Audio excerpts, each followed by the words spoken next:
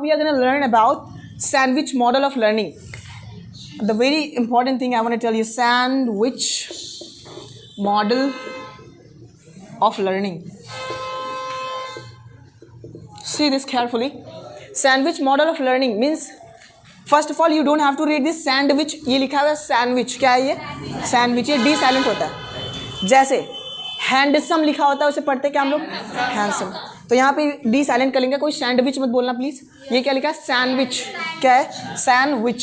Sandwich model. Sandwich खाए हो कभी? That looks like a burger.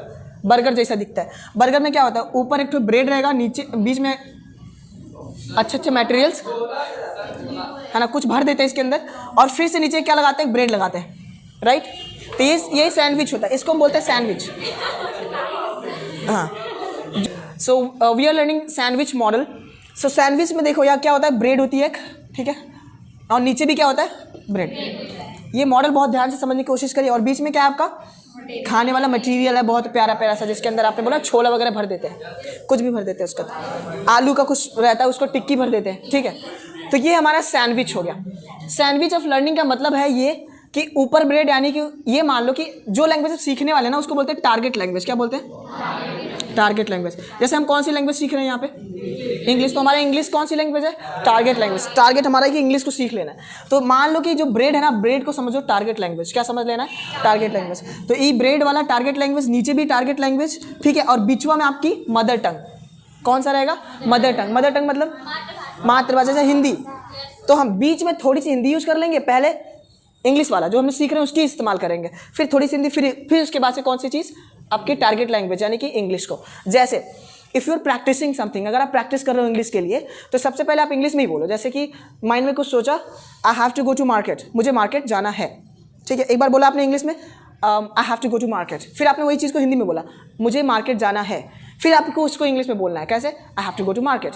सो ऐसे आपको प्रैक्टिस करना है. जैसे मान लीजिए प्रैक्टिस मैं कराता हूँ तो कैसे कराता हूँ? मुझे मार्केट जाना है, पहले मैं हिंदी यूज़ कर लेता हूँ, लेकिन आपको क्या करना है? पहले इंग्लिश यूज़ करनी है. I have to go to market, मुझे मार्केट जाना है, I have to go to market. Are you late? क्या आप लेट हैं? Are you late?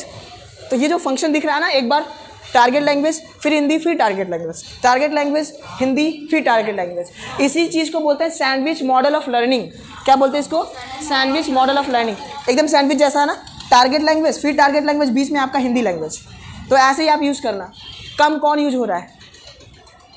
Mother tongue.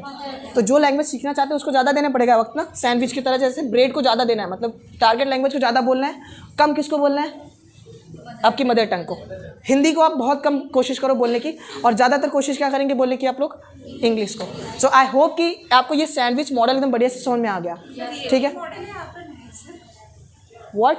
This is really a model. आप इसको पढ़ सकते हो, ये भी सीटेट में पूछा जाता है, ठीक है. ये मैं चीज़ें आपको क्यों पढ़ा रहा हूँ? सीटेट का ये चैप्टर क्यों है बताओ? Why is this chapter for CTET?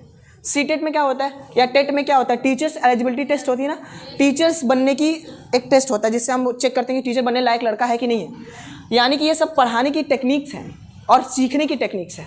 ये मैं आपके साथ शेयर इसलिए कर रहा हूँ ताकि इस टेक्निक का फॉलो करके आप लोग अपने इंग्लिश लैंग्वेज को थोड़ा सा ईजिली सीख पाओ, ठीक है. तो नॉम चॉम्स्की की याद रखिएगा, और साथ में ये सैंडविच मॉडल याद रखिएगा. नाउ एक और मैथड जो मैं आपको भी जिक्र किया था, डायरेक्ट मैथड को. डायरेक्ट मैथड एकदम सीधा सीधा, जो हमें सीखना है टारगेट लैंग्वेज में ही बात करनी है, भले से लड़के को आया ना आए, ठीक है, भले से आपको आता है नहीं आता है. We will teach you always in English. हम आपको इंग्लिश में ही पढ़ाएंगे, ठीक है. इससे क्या होगा कि आपके माइंड भी ज़बरदस्ती सोचना पड़ेगा, अरे सर तो बात ही नहीं करते हिंदी में, इंग्लिश में ही बोलना पड़ेगा टूटी फूटी करके.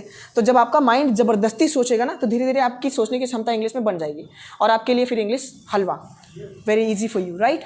सो from tomorrow we are gonna start direct method of teaching.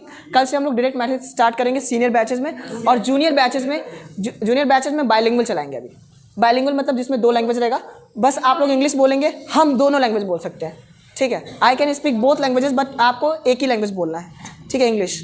Target language कौन सी है आपकी? इंग्लिश, ठीक है. और आपका सेकेंड जो आपकी प्राइमरी लैंग्वेज, इसको बीच में बोलना बहुत कम, ठीक है. So this is how we just understood that methods of teaching, methods of learning of a language.